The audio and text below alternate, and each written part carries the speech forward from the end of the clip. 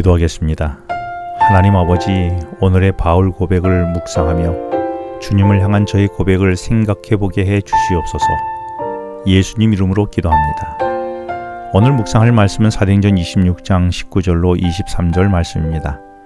바울은 아그리빠의 요청으로 베스도 총독이 개최한 청문회장에서 자기를 변증하고 있습니다.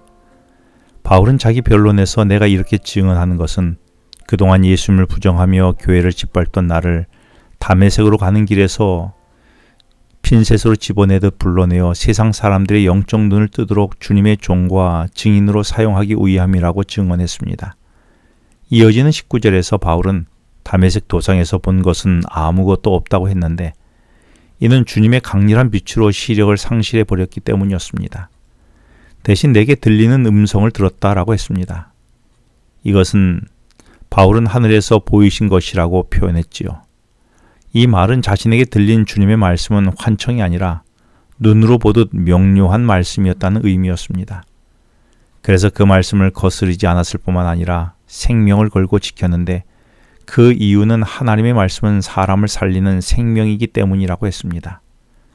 내게 하나님의 말씀은 어떤 말씀입니까? 그저 듣기에만 좋은 말씀입니까? 아니면 생명의 말씀으로 알고 말씀을 거스르지 않는 삶을 살면서 생명을 걸고 지켜야 할 말씀으로 여기고 있습니까? 이어지는 바울은 20절에서 먼저 다메섹에 복음을 전했다라고 했는데 이는 바울이 주님의 부르심을 입은 후 먼저 다메섹에 복음을 전했다는 것입니다.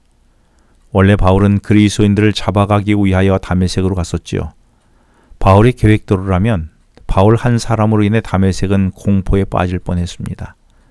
교회를 짓밟는 것을 천직으로 여긴 바울이 다메섹의 그리스도인들을 찾아내기 위해 얼마나 잔인하게 굴었을까요?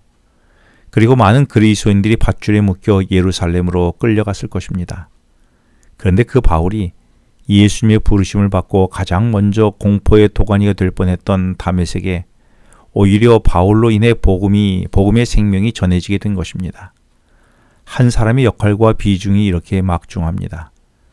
내가 주의 말씀을 거스르며 사느냐 아니면 내 생명을 거스르느냐에 따라 주의 사람들의 삶이 어둠에 떨어질 수도 생명의 터전으로 다시 살아날 수도 있는 것입니다. 바울의 복음은 다메섹에서 그치지 않고 예루살렘과 유대와 이방인에게까지 전해졌다라고 20절에서 말씀했습니다. 그 복음의 핵심 내용은 회개하고 하나님께로 돌아와 죄의 사함을 얻고 예수를 믿어 거룩한 교회의 일원이 되라는 것이었습니다. 나는 어떤 영향력을 미치는 사람입니까? 나로 인해서 주의 사람들이 살아납니까? 아니면 오히려 어두움에 빠집니까?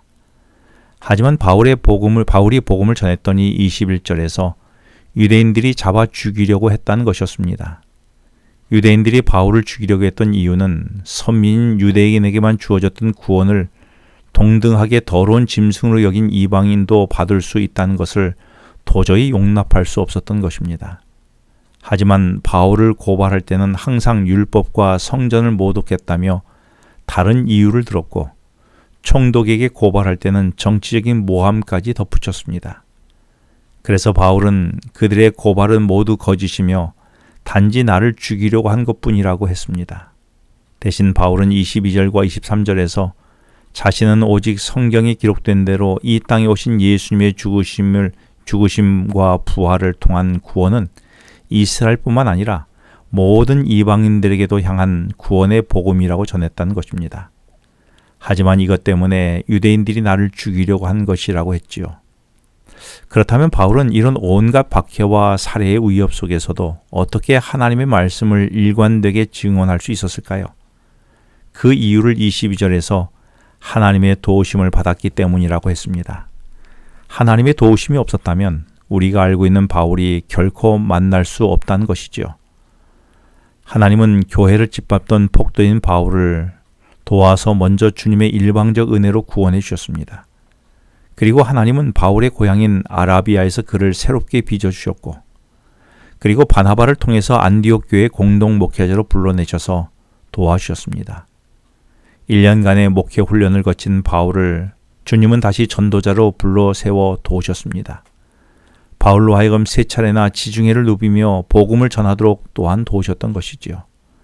세 차례의 전도 여행은 편안한 여행이 아니라 때로는 죽음과 직면했고, 때로는 투옥당하고 매도 맞았고, 때로는 각종 위험과 추위와 배고픔과 싸워야 했습니다.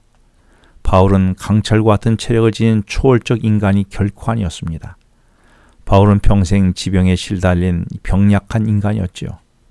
그 바울이 노년에 이르기까지 초질관 그 길을 걸을 수 있었던 것은 오직 하나님의 도우심 덕분이었습니다.